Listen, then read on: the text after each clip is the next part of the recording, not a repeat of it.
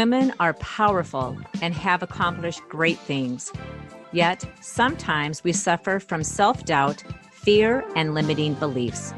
We often believe that we are not good enough.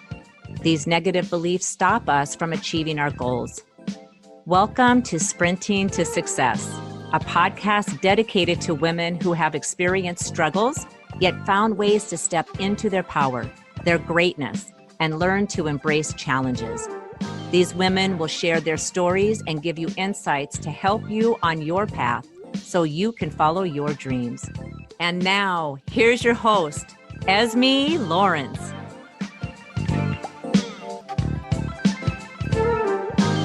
My name is Esme Lawrence, and welcome to Sprinting to Success podcast.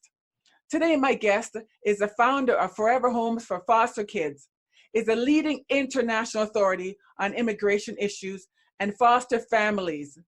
He has been featured on CNN International, Univision, ABC TV, Costco Connections, and The Washington Post. For 25 years, his nonprofit has united immigrants and foster children with their families. Welcome to Sprinting to Success podcast, Richard Villasana. Thank you, Esme. Thank you so much for having me here. Oh, you're welcome. So go back. So tell me about your childhood. Well, I'm the oldest of 9, and I always urged my parents to go for number 10, but they didn't take me up on that one. We grew up in Houston, Texas, which is a wonderful place, also a wonderful place to be from. Pretty much, we were really lucky as kids. My father worked very hard with 9 kids, and we were in private school. I can't say that we were lacking. We had some tough times before we transitioned into the home that would be our home for most of my life. But, at one point with 8 of us and 1 on the way, I was sleeping on the couch for a year and a half. Wow. And just wasn't enough room in the home that we had. So you did what you had to, Right. and for the family. That would kind of bring us up to high school like anyone else, although I had some issues there, but finally got out of there. Something I would share that I normally don't. I actually quit high school. I had a lot of teachers tell me the way it's going to be, and I didn't buy into that. They're like, you have to do it this way or else. And I really didn't respond to that kind of thinking. So I quit school, worked, ultimately came back. But I don't regret that decision, because I think too often adults think that they have all the answers and that their way is the right way and the only way. And the teachers I really respect to this day are the ones who didn't agree with me necessarily, but they listened. Right. And that was the big key, is that they didn't just think and treat me like some kind of punk kid. And we got too much of that happening today, with people treating people that way without listening. Right. And so the teachers that listened to you, what did they say to you when you said, I'm quitting high school? Well, some of them urged me not to. Most of them urged me not to. And again, it was more that they listened. Like, okay, This is what's going on in your life. This is how you feel. I was one of those, I pushed back. So there was actually one teacher who was doing a business course in the high school. We were very lucky to have that kind of a course. And at one point I said, look, I want you to focus on the students that are going to be in your class, so those students can fill out the resume and they can get a job with me. Ah. Pretty confident back then, weren't you? Well, I was always already in management. So at that point, I was really thinking about the fact that I'm going to be someone who's going to be hiring. So get these kids in shape, they can come over to my place. That's right. That's awesome. So what were some of the challenges as an adult for you? Challenges. It's really hard to say that I went through challenges, just mostly because of my attitude. My attitude has always been, you can do it. And that's something that I've always carried throughout my life. I've been very flexible. That doesn't mean that things haven't gone badly or that there haven't been big challenges out there, but it does mean that there's a I've always looked at everything as, we can solve it. There is a solution for this. We don't have to go through this. It's not the end of the world. And a lot of people, I think, kind of get to that point where they feel it is the end of the world. Right. But actually, I will point out this. I had a situation years ago in 2006, and this is something that definitely changed my life. And that was, I was driving. It was the Friday after Valentine's Day, and I was in San Diego. I got dropped off here by the military, and I decided to stay in San Diego. And it was going to a store. I had been doing some training. I was doing something for team training. I was doing it on behalf of a friend of mine. I was going to walk and raise money for leukemia, and because she had died, and I wanted to do this in her honor. And so I'm driving along. It's very dark. It's 8 o'clock at night on a Friday, right after Valentine's, and I see this little Pathfinder on the side of the road, and there's a little old lady outside of it. And so I'm passing by real quickly, and going through my mind, I'm thinking, oh, it's dark out here. It's Friday night, and there's no phones nearby, and there are no homes. They're all up on the hill. So there wasn't like an easy way for this woman to get to help. And so I thought, well, if my mom or my, wife at the time, was stuck out here on the road, I'd like someone to pull over and help them. So, okay, I'll better pull over and help them. So that was what I ended up doing. And I parked about 200 yards away from them. And I wanted to make sure that they were comfortable, late at night. Right. And so I come back, and there's these two sisters. There are actually two of them. And they had pulled over because they thought that their engine was on fire. And they already called the tow truck. And I said, look, it's dark. And if you don't mind, I'll stay with you. Make sure the tow truck driver treats you right. Make sure you get off on the road. Is that okay? They said, sure, that's wonderful. So we're waiting for the tow truck driver to show up. And, slowly they kept saying, could you check under the hood? Now, I'm going to tell your audience right now, if you think there's a fire in your engine, do not open the hood because it gives this rush of fresh air. And I've had that happen. So learn from experience. You don't open the hood. But these were like my grandmother, they were that age, and they're like, please, we really want to look. And I'm like, no, we really shouldn't look. Oh, please. I'm like, okay. So I'm in front of their truck, and one of the women had crawled in from the passenger side. She was leaning over the seat. She's trying to reach over to pop the hood latch. The other one, we're on this kind of embankment there in San Diego. I'm going into this much detail because, bam, this Expedition slams into the back of their car, 70 miles an hour. And this guy hit their car so hard that it flipped his Expedition back into traffic. And the police report says he skidded 75 feet upside down on the freeway. And the guy in his report, he says, I'm hanging down from my safety belt. There's fire and sparks flying. I'm looking at traffic, and there's nothing I can do. I'm screaming.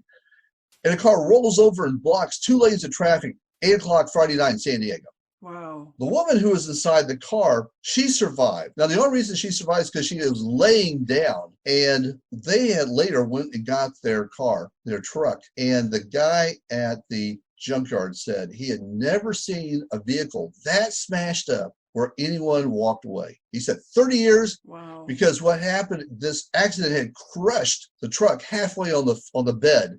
All the seats had been broken. Everything had been crammed into half of the space. And he says, wow, I'm just amazed that someone walked away from this. The sister, who was kind of off to the side, well, this thing actually banked to the right, didn't go into traffic, and she got clipped. And she was okay. Good. But she had psychological trauma for about 6 months, reliving what she thought was the death of her sister in front of her. Right. Yours truly here, I'm in front of the car because I was going to open up the hood. Right. What the police report says is that I got dragged 27 feet by this thing. Remember, it's parked. So this guy hit so hard, it moved it 27 feet with me in front of it or under it. And what happened is by the time it finished, it ended up rolling on my right thigh. So I had this thing sitting on my right thigh, pinning me down with me underneath it. Wow. I mean, 1 minute you're looking at a hood. Next thing I'm looking at the stars. I got a lot of dust around me. Right. And I'm thinking very quickly, it's kind of interesting. If you've ever been in some kind of a situation like that where they say time doesn't slow down, but it sure seems like that. But my mind was racing. And I'm thinking, wow, this thing is heavy. I thought it'd be a lot heavier. I thought I'd be in more pain by right now. it doesn't really hurt that badly, not like what I thought it should hurt, Right. but this thing does weigh a little bit. Maybe if I could get this thing off of me, I won't break the leg. I don't think the leg's broken. You can't bend your body at that point, though. There's so much pressure on your body, you cannot bend. So I couldn't look at my leg. I couldn't look at anything. I could just feel it. And I'm thinking, wow, if I could get this thing off of me, that would be great. So I won't break my leg. And this is all racing through my head really fast. Wow. And I start yelling out. And they told me later that everyone had stopped on the freeway. And everyone was rushing. And they heard me. And so about 3 guys lifted it up. I remember being pulled, and the last thing I said before I lost consciousness was, "Thank you for pulling me out of there." Wow. Next thing, I'm in this huge hospital, and they were doing renovations. So they had something that was like this huge tent that was about the size of a football field. I mean, it was massive. You had about 30, 40 gurneys across. It was like MASH on steroids. You had like 6 rows, 40 gurneys across this tent with these kind of stadium-like lights, down on you. And I'm on the gurney and I'm hearing this guy asking questions. And what's the name of your city and state? And I'm answering the questions. And part of my brain is thinking, should I be talking to this person? And I haven't opened my eyes yet. I'm just kind of coming out of it. Right.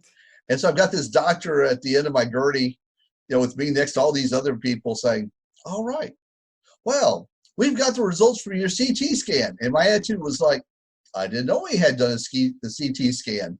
And he says, well, and preliminary results seem to indicate that you won't have any permanent damage, so you should be able to walk again.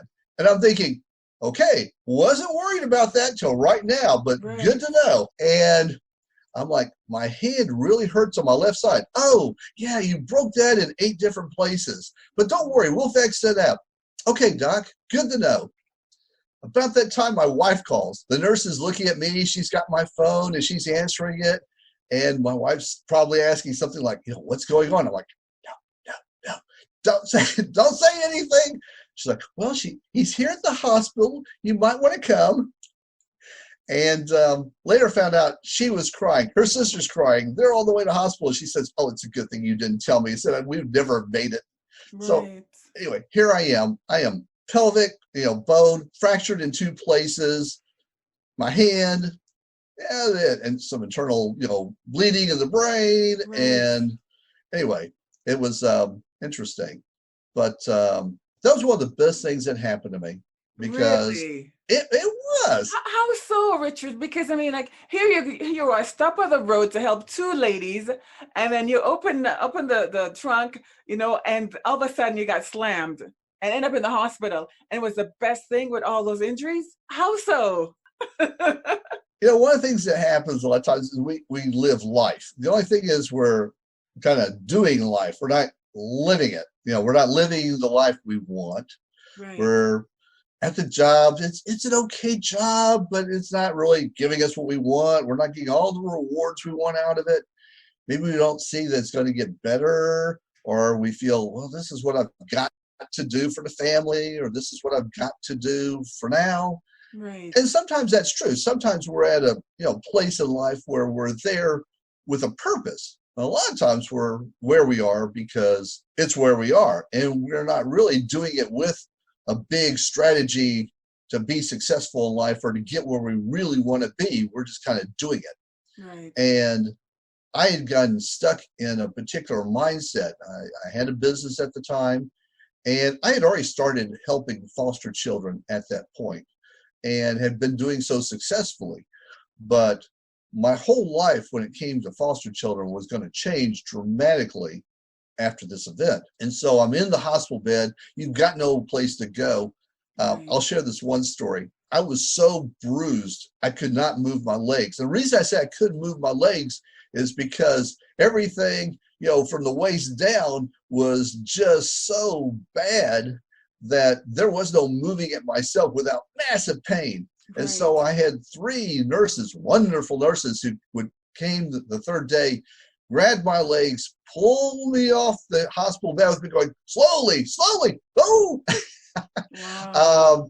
And I'm standing up, there's the bathroom door. And the idea is, I guess they wanted me to walk to it. And so I'm standing there in my gown. I've got these nurses around, and another one walks in and she goes, And don't ever think nurses don't have a sense of humor. She walks in and says, "Oh, Mr. Villasana, you're standing. That's wonderful." And I'm thinking, yeah, wonderful. Now, if I could just walk to the bathroom. Right. And that's just, you know, yeah, we're getting there. But so I had all this time to sit and to think about where was I going with my life? Right. What was I doing? Was it going the right direction? Should I reconfigure, think of something bigger and better? And I did. I started putting together better ideas about my business. I had time to think about where it was going at the time, the work I was doing with the foster children, and it certainly allowed me the opportunity to expand my thinking. Right. And to really look at what I was doing, because I was forced to. There was just only so many videos you can watch sitting in bed. And at some point, you've got to think. Right. So you had always had a positive mindset. And now let's go back to, where did you get your positive mindset? Because in high school, it was positive, and now after an accident, it's positive. Where did you get your mindset, that positive mindset from? Wow. It could be in part from, my religion. My mother, spirituality was very strong in our family. We're Catholic. We're also, Latino, Hispanic. And it wasn't until years later I realized that not everyone that I knew, as a matter of fact, almost no one I knew, did what we did, which is everyone go to church and take up 2 of the pews. And you're there with your cousins, your uncles and aunts and grandparents. I thought everybody did this. Until years later, I said, "Did you all do that on Sunday?" They're like, "No, man." And I said, "Okay, well, did you go to lunch and have the whole family and the grandparents there and spend the afternoon there on Sunday?" "No, dude." And I'm like, maybe. So that's not the way it is the American life. That's right. So I think that was part of it. You learn when you're one of 9. You can't be selfish. That's right. Yes. There's just not enough to go around. And if you're the person yelling and screaming, "I want mine," I realized, and again, this came from, more religion than anything else, that's not right. You have to have, feelings for other people. You have to want to share. You have to want to protect. And I did. I was the oldest of 9, and we did have a grouping there of years where there was, I guess my parents decided to take off for a little while. So they had 5 of us, and then about 6 years later, they started up again. They had another 4. And so the 4 sometimes were the recipients of a little bit of bullying from other members, older siblings, and I would have to step in. And so I think I developed my sense of protection there, responsibility, fighting for the underdog. But, it's a tough question to answer. Where did that positivity come from? I think a lot of it was from religion and the values that God instilled in me. I was successful at school, though. I was on the dean's list, top of the class. So, when you are that, it's kind of hard not to be optimistic and not to be positive because you're on top. Right. If I did sales, I would win in the raffles. I may not win the big prize, but most of the time I wasn't shooting for the big prize. I was shooting for something, and I got it. So my life had these little experiences that kept building on themselves that gave me that positive attitude that if I just worked hard enough, and that actually carried me through a lot of my adulthood, was the simple fact that, okay, I may not know what's going on. You might be smarter than me, but I'm going to out-hustle you, and your tongue is going to be hanging out because I'm going to beat you up as far as work. That's right. I can outwork you. I'll stay late. I'll sleep for 2 hours. I don't care. I can do it. So you have that really good ability to work hard and get the job done. So now, how did you end up getting involved with foster children? Well, there was one particular incident that happened to me. I was working with a gentleman. He had been all over the world. I mean, just knowing this man would be a lot for most people, in the sense of he had been in Europe. He had been extremely successful. This was a person who was called in by the Department of Defense to negotiate deals with them in Latin America. He was in who's who in half a dozen countries. This was a person who one day we were walking, down downtown, and there's this helicopter taking off from a high rise. He said, "You see that helicopter?" I said, "Yeah, that was me 10 years ago. I was too busy for a limousine. I needed a helicopter." That was this guy. Wow. And he had worked for Fortune 100 companies, forget the 500. Right. He had worked for the biggest corporations in the world. And so here's this person who decided to mentor me and to work with me on international business. I have a very heavy background in marketing in international business because of my time with him. And he had asked me to find someone one day in Washington, D.C., who worked for the Chamber of Commerce. Now, if you're not familiar with the Chamber of Commerce, they've got about a $500 billion budget. They've got thousands and thousands of people working for them. And he comes to my desk and says, "Here, I want you to find this guy named Barry. I did have a last name. He's in Washington, D.C. He works for the Department of Commerce. That's all I know. See what you can do." And this was pre-Google. Right. There was no search engine. So later today, I come to his desk. I drop off this piece of paper. He says, "What's this?" "That's the phone number you asked me for." "The phone number for who?" "The phone number for Barry." Wow. He looks at his watch and he says, "Well, that was 5 minutes ago. I asked you." I said, "Well, I tried to be fast." He says, "No, you don't get it. It was just 5 minutes ago. You're not leaving till you explain what you did." And I told him, I said, "Okay, well, I called up Betty at the Economic Development Corporation. She got me over to John. I talked to John for a minute. He got me over to Suzanne, and I got the number." Wow. And for me, it's like, so no big deal. I'm going back to my desk. And he stops me and he says, "Nobody does this." And I said, "I do." And just like, pretty much most people, you got a job, you're going back to your desk. And he stops me and he says, "You're not listening." And I had been with him long enough. I knew that was the magic phrase that meant I was missing something huge. Right. And so I came back and I said, "Okay, what am I missing?" He says, "You know who I am. You know my background." I'm like, "Yes." "Okay. When I say I have never met someone who could do what you just did, that means something." And I realized it. And I said, "I do it all the time." He says, "That's just it. You do it all the time. Right. Nobody else does this." And from there, I realized I had this gift of putting pieces together and people together and information. I see things a particular way. And that led to my working with the foster children, because I had done this work internationally. And then some people would ask me to find people professionally, and I did. And then they would ask me to find people personally. Like, "I haven't talked to my uncle in years. Do you think you could find them?" "Okay, let me try." Right. And I would find them. Wow. And then strangers started calling up. And I don't know how they found out. First I said, "No, I don't do this. Nope, that's not my business." And then after about a month of these phone calls, I thought, well, maybe it should be a business. That's right. Maybe you should do it. So I ended up doing this work over the years. Counties heard about the work I did. They heard that I could find people, and they started to ask, "Could you find a father for a foster child? Could you find their mother?"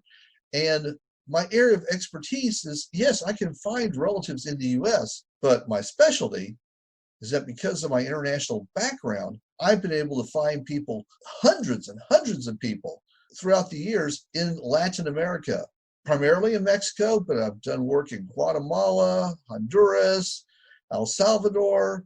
We've just finished a case in Argentina. So I've worked all over Latin America.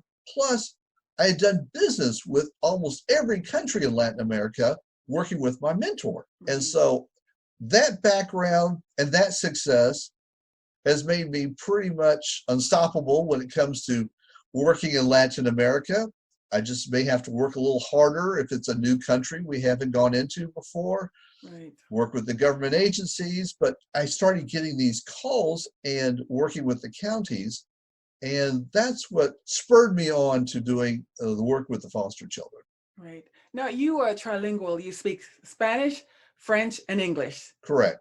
Right. So having that language, that gives you obviously confidence to be able to work in Latin America, in Mexico, to connect families. Now, how do you reconnect foster children to extended families in Mexico or Central America when their parents living in America can't take care of them? That's a great question, and I'd love to explain that. And first, let me tell a quick story. Go ahead. We'll sum up what we do. So one of the cases that I will always remember is Veronica. She was 15 years old, living with her father. She's doing everything that most teenagers are doing, thinking about the weekend, junior year, boom, her life changes. Her father gets sent to prison and she goes into foster care. Now, Wow. once she's in foster care, the agencies are supposed to jump into action and try to find as many family members as possible. So hopefully someone will want to take her in.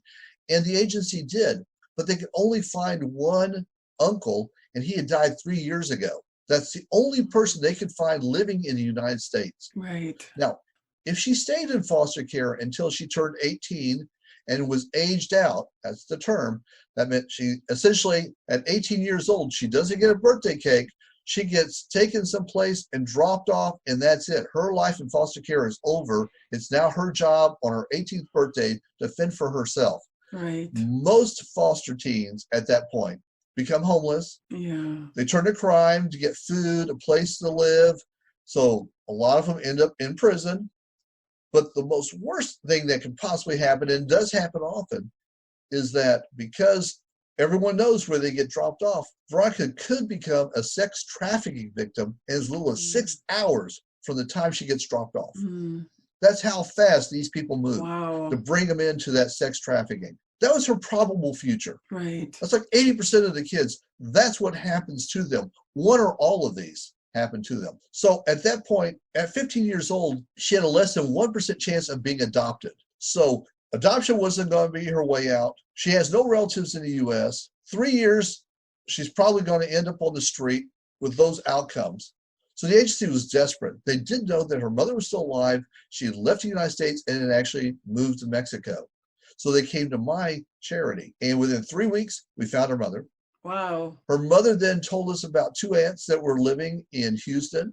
And so that's where Veronica went to live. She's back in school, back on track, and she's living with family that loves her and is going to keep her safe. Nice. That's the work we do. Right. She didn't end up going to Mexico. She stayed right here in the United States because most of the time there are relatives who will take them in once they're notified. But the trick is being able to know who these people are. And often the agencies have no idea that this person exists in the United States. They didn't. They did their work with all our computers and Google and search engines, and they could only find one relative, and we found 2 that they had no idea existed. And she had no idea existed. Wow. That's the work we do. So when it comes to the foster kids, we'll get cases from around the country, from the counties. They're the ones who usually handle and supervise the foster care system. And then based on their information, we'll go to work, and we have our own information we've developed over the years. We have relations, very special relations with government agencies. We have the ability to tap into other resources that the public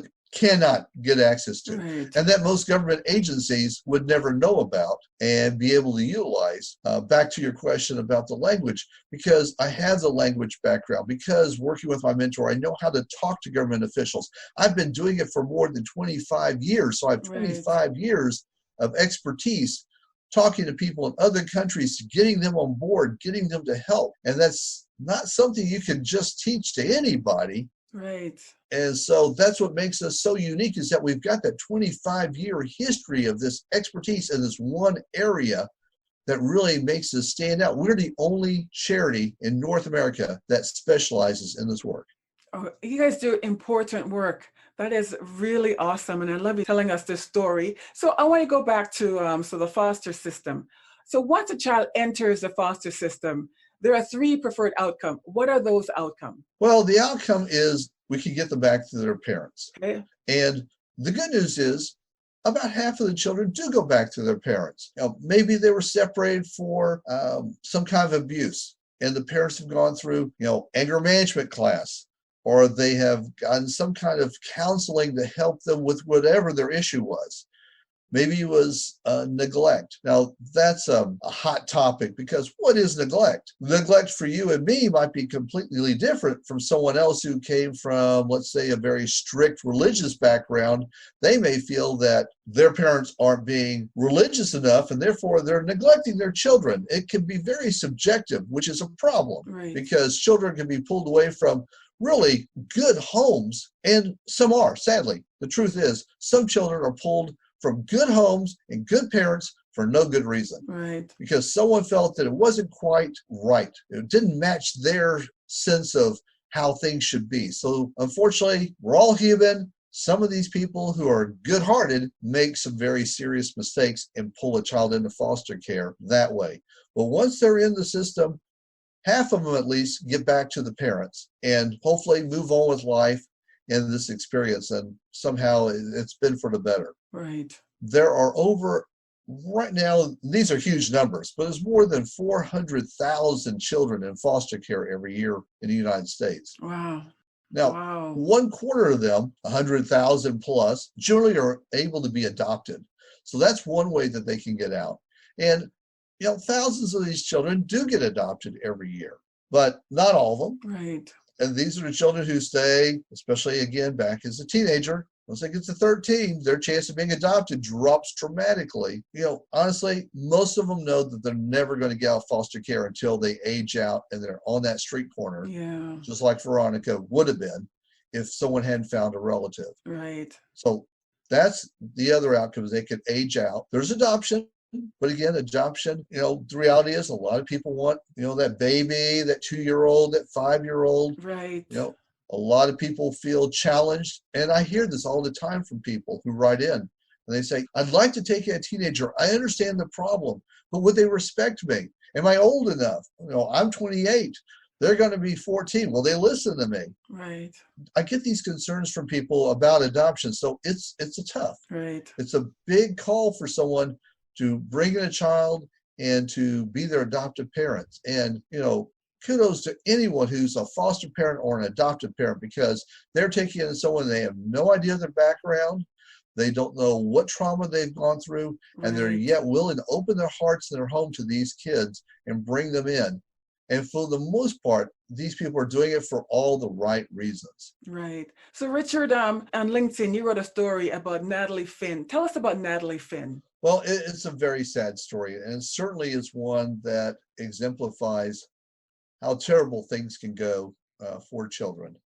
And I think a lot of times as we go through life, we see kids, we see them playing, we see them at school, we kind of see them. But unless you have a child, it may not make that much of an impact. You may look at them lovingly or think of them as, those kids, but we may not really understand some of the abuses and pain that kids go through. And we may not want to. There are some people who don't want to, and Natalie is one of those cases. Natalie was almost 15 years old, and she had been in a situation where she was essentially starved to death. There was food in the house. It wasn't that there was no money, but the people who were taking care of her, they did not feed her properly. They locked her in her room. She was not allowed to be a kid. Imagine that, being locked at nighttime, having to use the bathroom. What do you do? I'm not going to go into details, but imagine that. What do you do at 2:00 in the morning because the door's locked? What do you do? You're thirsty. You're a little hungry. No, you can't go eat because you're not allowed. You can only have so much food. There's no bed in the room. You're sleeping on the floor. You're essentially worse than a pet, because pets get nice beds. Right. Pets get to sleep on the couch. No, this child, this teenager was not allowed to sleep on the couch. She was in a locked room. She had no furniture, and she was starved to death. That was the reason for her passing away, was that she was malnourished and she died essentially because the body shut down from lack of food. That is so sad. It really is. My heart breaks for her and her family. Oh, well, Richard, thank you for sharing that story with us. That's sad. So there are good things that happens in foster homes, and there's bad things that happens too. So hopefully the things that are happening are good things, so that the children in those systems can get the help that they need and deserve. A young lady that was 8 years old, and she was just had this idea for her birthday. She had been watching a TV show. She saw that they were advertising for foster kids, that foster kids go to school and they're holding their books. They don't have anything to carry their books and their pencils and a luncheon, maybe a garbage bag or a grocery bag. And she thought, I'd like to do something for these kids. 8 years old. Wow. And she didn't see a problem. She saw a solution. Right. And she told her mom, she said, look, let's ask all the kids to come to my birthday. And instead of bringing me a gift, bring a backpack. So she had all these kids who brought backpacks to her birthday party. 8 years old. This girl did more with her 8th birthday than a lot of adults do. And that's what's really amazing about kids. There are lots of stories about kids who have said, you know what, I want to raise money. There was a young boy recently, I think he was 12 or so. He had won a competition and he had gotten more than $1,000 and he donated that to help homeless kids.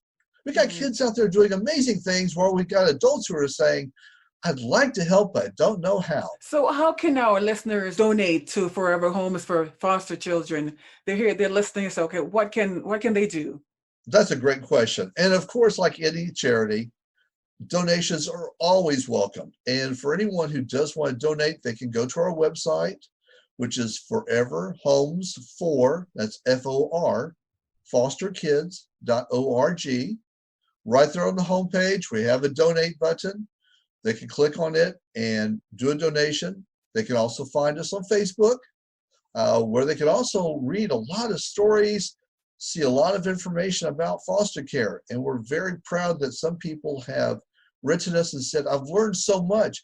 I decided to be a foster parent in part because of your information. I decided to adopt. A good friend of mine wrote me and let me know that she adopted a teenager in large part because of all the posts that we were doing on Facebook and all the stories we shared. Right. She was moved to adopt this girl who was like a sister to her own daughter. Right. But she got moved that way. So donations, of course, but there are people out there who have talents in marketing, advertising, websites. There's always a need and a want for someone to give that way. Doesn't always have to be money. Also sharing information, letting people know. Sharing this show would be wonderful so people can hear a little bit about what happens to foster children. There are 400,000 Veronicas out there right now whose lives could be changed by someone being a foster parent or an adoptive parent, or if they can't do that, supporting a charity like ours so we can do it and together we can save these kids. Oh, definitely. It's all about saving the kids, And so, Richard, so let's get back to you. How do you decrease your stress? Because you're quite accomplished. So how do you decrease your stress? I love walking. Walking is great. Right. We've got a lake out here, so I do walk around it. That's a great distressor there because even if you're surrounded by people, you're in your own world. And so you can just think. There are times I do hypnosis, relaxing tapes and CDs. That's wonderful for meditation, stretching. So there are things that you can do mentally, physically, for the body. And just sometimes you have to tell everyone, I'm leaving and I'm going somewhere. And no, I don't want you to go with me. I want to be by myself. And I don't think we do that enough. I don't think we get away from everybody, right? Because you can't think and look inside if you've got someone asking you questions, if you're worrying about what's the other person thinking, do they need to eat? If you're thinking about their well-being, you're not thinking about your own well-being, which is wonderful, but there's a time that you have to disconnect. We have to look inside and at who we are and go to that space where it's quiet and our mind will start going. It's just like happens to all of us. We get those wonderful ideas when we're in the shower and we're doing nothing or we're washing dishes. It sounds funny, but it's true. We're doing something mundane and our mind gets a chance to play. And that's when it comes up with these ideas and gets us excited and builds that positivity and that enthusiasm for life and makes us think, that's it. That's what I want to tackle now. This is what I can accomplish. So those are the things that help me to de-stress and to be revved up so I can go back at it again and help as many children as I possibly can. That's awesome. Awesome words of wisdom, Richard. So Richard, thank you so much for visiting us with us today on Sprinting to Success podcast. And thank you for listening and have an amazing day. Thank you so much for having me here. And again, I urge everyone to listen to the show. My name is Richard Villasana, and I'm here with Sprinting to Success with Esme Lawrence. Thank you so much.